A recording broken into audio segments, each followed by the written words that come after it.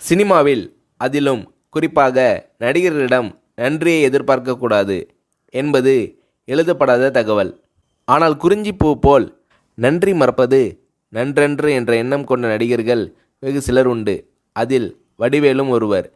ஏறிய ஏணியை எட்டி உதைக்கின்ற காலத்தில் தன் வாழ்வில் ஒளியேற்றிய ராஜ்கிரனுக்கு வடிவேலு அவர்கள் உதவி செய்ததாக ஒரு செய்தி உண்டு. அந்த உணர்வு எப்படி வந்தது?